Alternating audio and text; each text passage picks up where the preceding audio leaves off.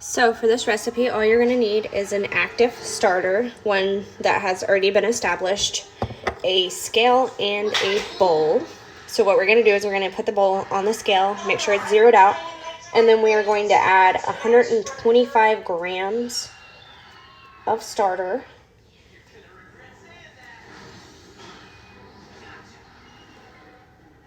Oh, I went way too much. And then we are going to do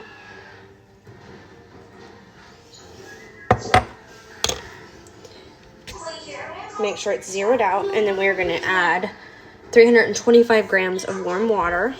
So go ahead and add your 325 grams of warm water, and we're going to take this little weird looking thing that I got off Amazon. Make sure, just take it off the scale just for the time being until we are ready to add the flour. And we are going to mix it up. And it is okay if you have some of the dough floating, completely normal. And then we are going to put it back on the scale. Make sure it's zeroed out. And then we are going to add 500 grams of unbleached flour. It's in the freezer outside. 500 grams. It's a lot of flour. Yep. Who are you sending that to?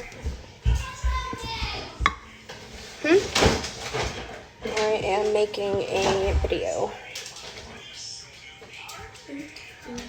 Okay, and then we That's 500 grams, by the way. are going to take it off the scale. Well, no. Then we are going to add the 8 grams of salt.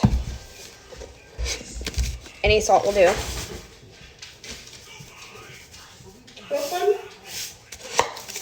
It's okay if you go over. It doesn't have to be perfect. Take it off, and then we are going to mix. Okay, so you're going to give it a good mix, and it's not going to make that perfect ball. So it's going to have like a shaggy dough, and that's normal. And then make sure you scrape down the sides so that you get everything in there. Hold on. It is going to look like this. Cover it and let it rest for an hour.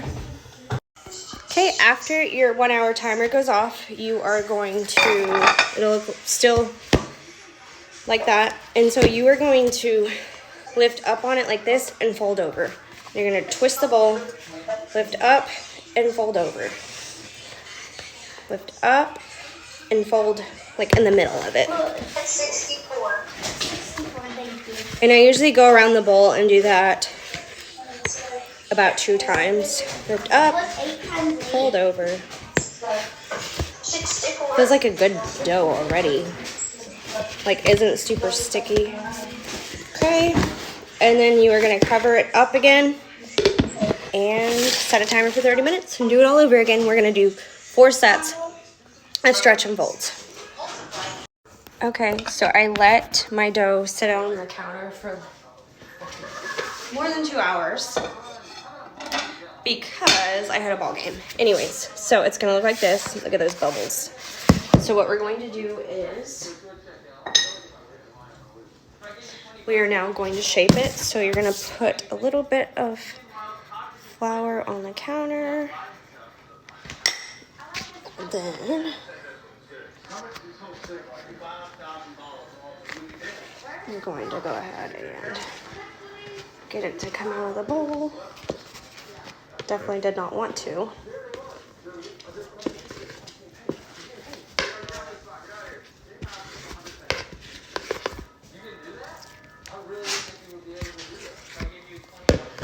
Okay. And we are going to do some tuck and folds. So we're going to want to kind of stretch it out like this, lay it down, and we're going to take up one end and hold it about halfway, or fold it about halfway. Take the other end, fold it over, and then we're going to roll it into a ball. It's going to look like this, and then we're just going to tuck and fold, tuck and fold, tuck and fold.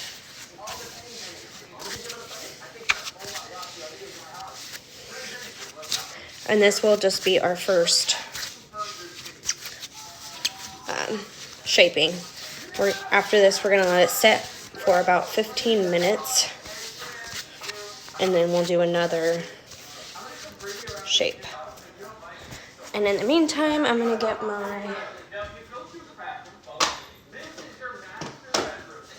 little bowl out. I'm gonna make sure that's good and floured, just so that it's ready to put in the fridge after I'm done doing this. Okay, so it has been 15 minutes. So we're gonna go ahead and stretch it out. And it will be a little bit resistant because it is going to remember that first shape. So fold it over halfway, fold it over halfway again, and then into a ball. And then we're gonna shape it into that ball. We're gonna tuck and fold, tuck and fold, tuck and fold, tuck and fold.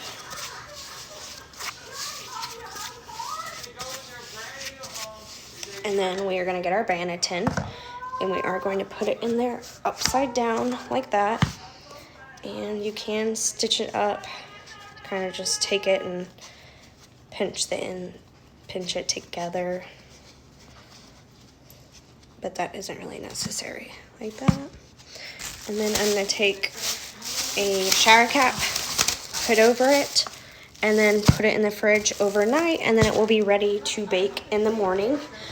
I did get that shower cap from the Dollar Tree. You don't need anything fancy, just something to cover it. Or you can even use like a damp towel. And then in the morning, it will be ready to bake. Okay, so now that it has proofed overnight, I am going to get my non-stick pad here, and I put a little bit of flour on it. And then I got my banana out of the fridge. I'm gonna just plop it down on there, and then I'm gonna take a little bit of flour, put it over the top. And while I'm doing this, I do have the oven preheating to 500 with my Dutch oven in the oven, preheating with the oven. And then I'm gonna take my scoring device, and I'm gonna do, I think I'm just gonna do something simple today.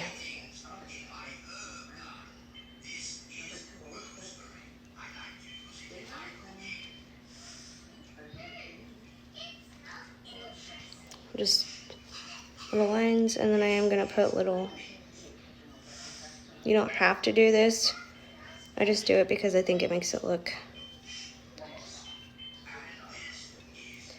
more elegant.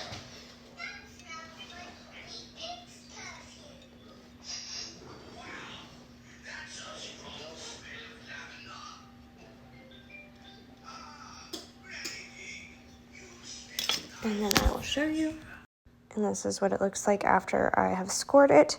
And then once the oven is preheated, I will put all of this in the oven at 500 for 30 minutes. And then I will take the top off my Dutch oven, drop the heat to 425 for an additional 10 minutes. Okay, so after your 10 minutes at 425, it is time to take it out of the oven. Let's see how beautiful she looks. Oh my gosh, look at this. Spicy.